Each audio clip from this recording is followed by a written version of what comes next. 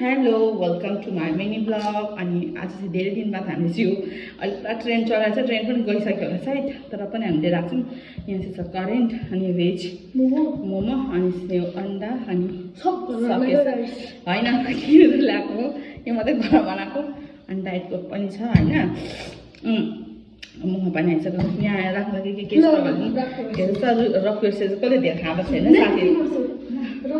यहाँबाट मोबाइलसँग कुदेर आउँछ साथीहरू सकेर रक पेपर सिजर सुट।